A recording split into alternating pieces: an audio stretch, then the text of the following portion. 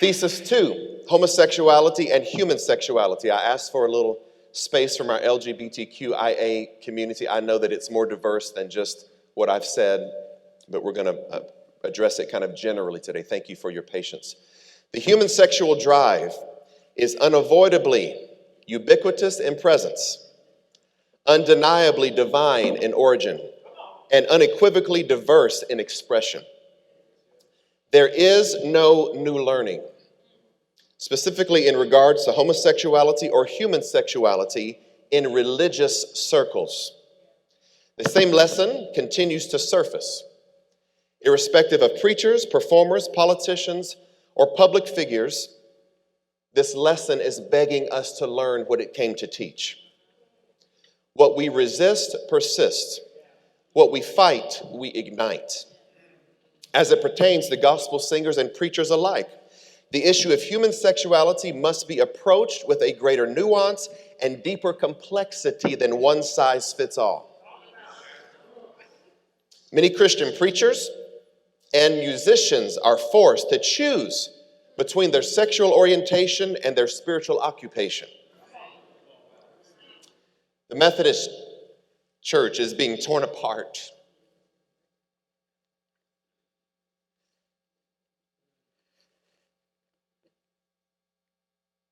The Episcopal Church, the Pentecostal Church, the Catholic Church, they are being torn apart over this issue. However, the inclusion of the LGBTQIA community is starting to enjoy a modicum of progress. Pope Francis and other prominent pastors are showing a new openness and courage. To our Catholic family, brothers and sisters, you can be committed to God without denying your sexual and sensual self. Furthermore, anything perpetually pushed down will not only rise up, but it will explode to the surface.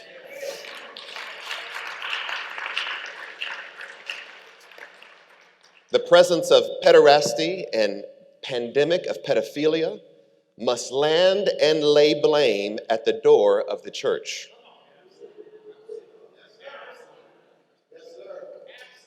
It is time for the church universal to embrace that we are and can be sexual and spiritual. These expressions need not be in conflict. Amen.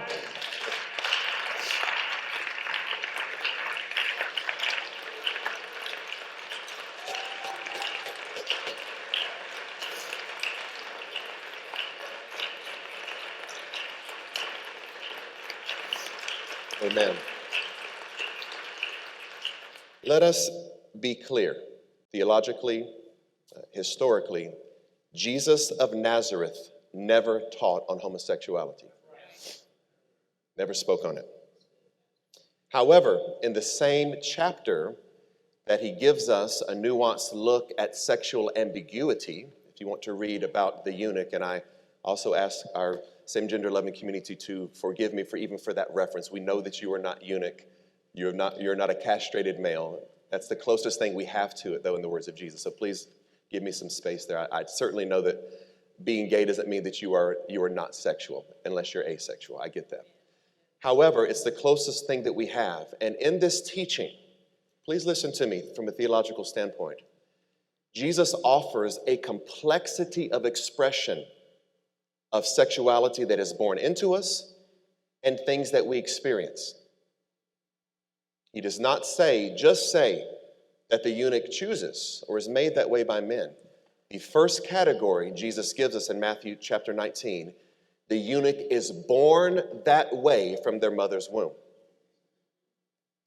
We must cease these arguments between nature and nurture, between something that is environmentally encouraged or that is your true sexual self. They are hurtful, they are harmful, and they are ignorant. If Jesus can see through that glass of ambiguity, we can have the courage to see the complex diversities of sexuality. Furthermore, in the same chapter of Matthew, chapter 19, Jesus teaches on the destructive nature of divorce and remarriage. He actually forbids it unless you have some type of certificate from Moses or Mosaic law. I find it very interesting that we have condemned what Jesus never mentioned and embraced what Jesus condemned.